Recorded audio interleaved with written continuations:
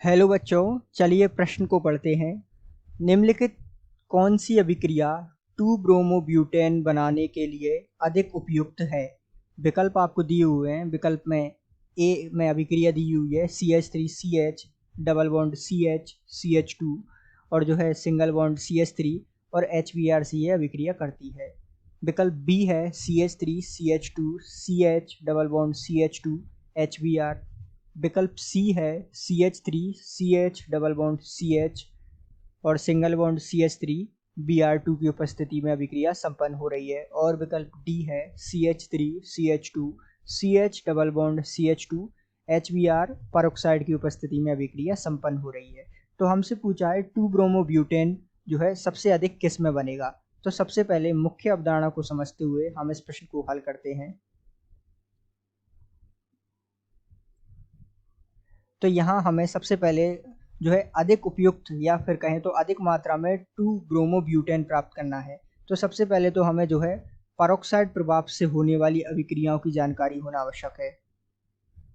अर्थात परऑक्साइड प्रभाव की उपस्थिति में जो अभिक्रिया संपन्न होती हैं उनकी जानकारी होना आवश्यक है।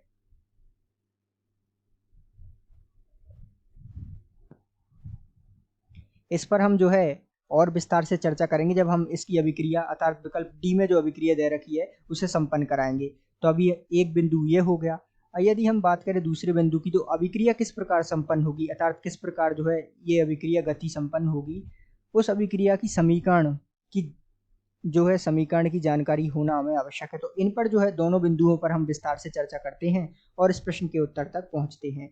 तो सबसे पहले यदि हम बात करें विकल्प डी में जो अभिक्रिया आपको दे रखी है CH3CH2 CH और द्विबंध CH2, ये अभिक्रिया संपन्न हो रही है आपकी HBr और साथ में परऑक्साइड। तो ध्यान दीजिएगा ये अभिक्रिया किस प्रकार संपन्न हो रही है। यहाँ पे जो Br माइनस है और ये H प्लस है, यहाँ ध्यान दीजिएगा ये जो है ये द्विबंध यहाँ आकर माइनस का निर्माण करेगा और यहाँ जो है इलेक्ट्रॉन की कमी से प्लस का निर्माण हो जाएगा। तो अर्थात H कहाँ जुड़ेगा, H इस कार्बन पर जुड़ जाएगा तो ये H इसके साथ जुड़ जाएगा और Br कहाँ जुड़ेगा तो Br इसके साथ जुड़ेगा। तो इसका उत्पाद क्या होगा CH3 CH2 CH और Br इसके साथ जुड़ जाएगा और यहाँ जो है CH3 हो जाएगा। तो इस प्रकार ये जो उत्पाद मिल रहा है हमें, अर्थात इसको हमें इसके नामकरण के लिए यहाँ ऊपर लिखते हैं हम। उत्पाद क्या मिल रहा है CH3 CH2 CH CH3 और यहाँ जुड़ा हुआ है Br। अब इसका नामकरण करेंगे तो 1 2 3 4, तो नामकरण क्या होगा इसको 2 ब्रोमो अर्थात 2 ब्रोमो ब्यूटेन, 4 कार्बन की श्रृंखला तो ब्यूटेन।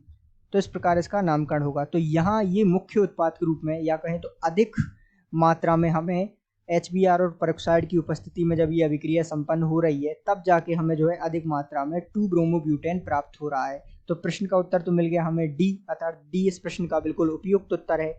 यदि हम बात करें ये 3 गलत क्यों है तो इन पर भी विस्तार से चर्चा करते हैं। ध्यान दीजिएगा ये इसमें जो है 1 2 3 4 5 कार्बन है। तो 5 कार्बन हमें चाहिए क्या ब्यूटेन, तो यहाँ तो पेंटेन मिलेगा, तो ब्यूटेन तो मिलेगा ही नहीं। तो ये तो वैसे ही गलत हो गया क्योंकि कार्बन ही 5 है और हमें चाहिए 4 कार्बन की श्रृंखला जो ब्यूटेन का निर्माण करती हो।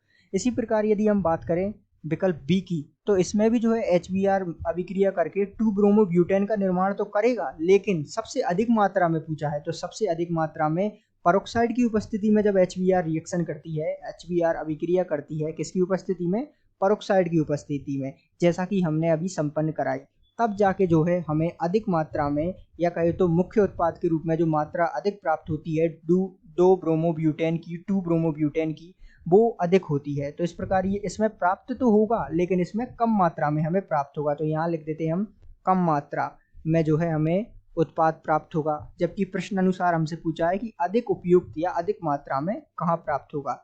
अब यहाँ ध्यान दीजिए Br2, तो इसमें तो हमें वैसे भी प्राप्त नहीं होगा क्योंकि यहाँ जो है दूसरे नंबर पर 1 2 3 4 दूसरे नंबर पर द्विबंध है और दूसरे नंबर पर द्विबंध होने के साथ साथ ये Br2 है।